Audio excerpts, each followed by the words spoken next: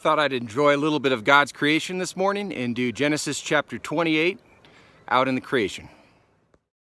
So Isaac called Jacob and blessed him and charged him and said to him, "You shall not take a wife from the daughters of Canaan. Arise, go to Paddan Aram to the house of Bethuel, your mother's father, and from there take to yourself a wife from the daughters of Laban, your mother's brother. May God Almighty bless you and make you fruitful and multiply you, that you may become a company of peoples. May he also give you the blessing of Abraham, to you and to your descendants with you, that you may possess the land of your sojournings, which God gave to Abraham." Verse 5. Then Isaac sent Jacob away, and he went to Paddan Aram to Laban, son of Bethuel the Aramean, the brother of Rebekah, the mother of Jacob and Esau. Now Esau saw that Isaac had blessed Jacob, and sent him away to Paddan Aram to take to himself a wife from there. And that when he blessed him, he charged him, saying, "You shall not take a wife from the daughters of Canaan." And that Jacob had obeyed his father and his mother, and had gone to Paddan Aram. So Esau saw the daughters of Canaan displeased his father Isaac, and Esau went to Ishmael and married, besides the wives that he had, Mahalath, the daughter of Ishmael, Abraham's son, the sister of Nebaioth. Then Jacob departed from Beersheba and went towards Haran. He came to a certain place and spent the night there, because the sun had set. And he took one of the stones of the place and put it under his head, and lay down in that place. He had a dream, and behold, a ladder was set on the earth, with its top reaching to heaven. And behold, the angels of God were ascending and descending on it. And behold, the Lord stood above it and said, "I am the Lord, the God of your father Abraham, and the God of Isaac. The land on which you lie, I will give it to you and to your descendants. Your descendants will also be like the dust of the earth, and you will spread out to the west and to the east and to the north and to the south. And in you and in your descendants shall all the families of the earth be blessed.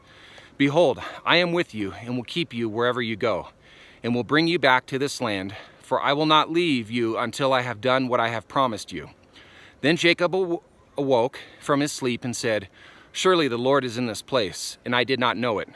He was afraid and said, "How awesome is this place? How awesome is this place? This is none other than the house of God, and this is the gate of heaven."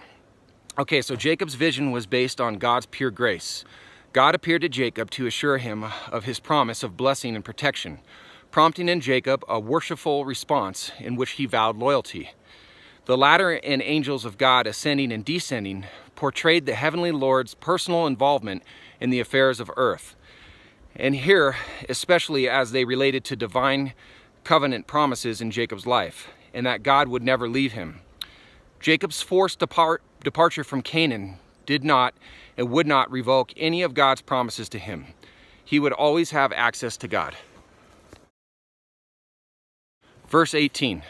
So Jacob rose early in the morning and took the stone that he had put under his head and set it up as a pillar and poured oil on its top. He called the name of that place Bethel, which translates to house of God. However, previously the name of the city had been Luz, which translates to almond tree. Jacob's miniature altar likely represented the vision and obviously was a response of worship. Verse 20. Then Jacob made a vow, saying, "If God will be with me and will keep me on this journey that I take, and will give me food to eat and garments to wear, and I return to my father's house in safety, then the Lord will be my God. This stone, which I have set up as a pillar, will be God's house. And of all that you give me, I will surely give a tenth to you." So here we see the first example of a tithe or a tenth. Though not commanded by God, it served to acknowledge God's provision and extend gratitude. A clearer understanding of this issue will reveal itself throughout the chapters to come. Yet if you want to jump ahead, there are numerous available articles on the tithing issue. One I recommend is an article you can Google titled, "Are We Obligated to Tithe?" by Matt Slick. The takeaway from this chapter is that God, by grace, visits his people and promises them protection and provision so that they might be a blessing to others. They, in turn, were to respond in faith, fearing him, worshiping him, offering to him, vowing to him, and making memorials for future worshipers at such places. Okay guys, God bless you. Enjoy our wonderful God, and have a good weekend. Take care.